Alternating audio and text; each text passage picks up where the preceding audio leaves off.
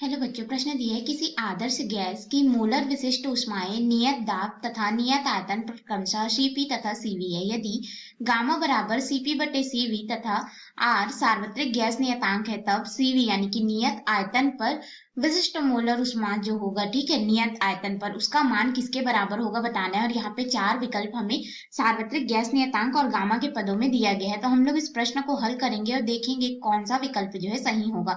लेकिन उससे पहले हम लोग यहाँ पे मुख्य अवधारणा देखेंगे, जिसके आधार पे प्रश्न का उत्तर देंगे। तो मुख्य अवधारणा के अंतर्गत हम लोग यहाँ पे अध्ययन करेंगे कि Cp और Cv क्या होता है। तो हम लोग सबसे पहले यहाँ पे Cp देखेंगे, जो कि नियत दाब पर विशिष्ट ऊष्मा है, या फिर विशिष्ट जो गैस की मोलर विशिष्ट ऊष्मा को दर्शाता है नियत दाब पर, ठीक है। तो नियत दाब पर जो हमारे पास यहाँ पे Cp होगा वो क्या हो जाएगा, नियत दाब P का मान जब हमारे पास में नियत होगा, किसी एक मान पे हम लोग इसको रख लेंगे, तब 1 डिग्री सेल्सियस तक हम लोग यहाँ पे ताप को बढ़ा देंगे किसी पदार्थ की, तो उसके लिए जो ऊष्मा होगी, आवश्यक ऊष्मा की मात्रा मान लेते हैं कि वह Q ऊष्मा होगी, वही हमारा क्या हो जाएगा।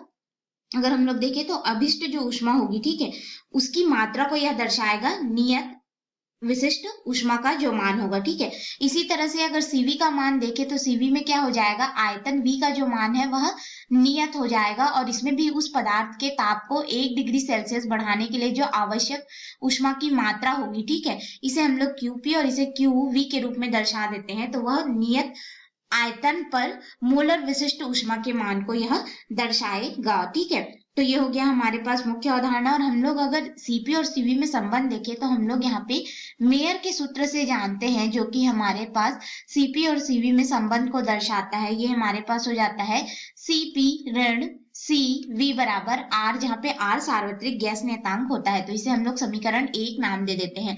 अब इसके आधार पे हम लोग अपने मुख्य प्रश्न में आते हैं। तो मुख्य प्रश्न में हमारे पास यहाँ पे दिया गया है कि जो गामा है, ठीक है, गामा किसका अनुपात है, यहाँ पे नियत दाब पर विशिष्ट ऊष्मा बटे यहाँ पे नियत आयतन पर मोलर विशिष्ट ऊष्मा का अनुपात है। तो ये हो गया समीकरण 2। अब हम लोग समीकरण 1 और 2 का प्रयोग करके यहाँ पे Cv का मान निकालेंगे। हमें Cv का मान जो है वह ज्ञात करना है, ठीक है। तो हम लोग क्या करेंगे, यहाँ से देखो एक काम करते हैं, हम लोग Cp का मान निकाल लेते हैं समीकरण 2 से। तो हमारे पास यहाँ पे नियत दाब पर मोलर विशिष्ट ऊष्मा का मान कितना हो जाएगा, गामा गुणित Cv हो जाएगा। इसको समीकरण 1 में रख देंगे, जो कि हमें मेयर के सूत्र से मिला है, ठीक है।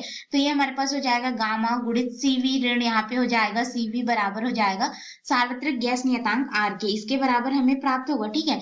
यहाँ से जो नियत आयतन पर मोलर विशिष्ट ऊष्मा है Cv, इसको उभयनिष्ठ ले लेंगे तो यह हो जाएगा गामा ऋण 1 बराबर हो जाएगा R के। और हमें यहाँ पे नियत आयतन पर मोलर विशिष्ट ऊष्मा यानी कि Cv का मान निकालना था, तो इस पद को इधर ले आएंगे, यानी कि R बटे में हमारे पास यहाँ पे क्या हो जाएगा, गामा ऋण 1 हमें प्राप्त होगा। तो ये हो गया हमारा समीकरण 3, जो कि हमारे प्रश्न का उत्तर है।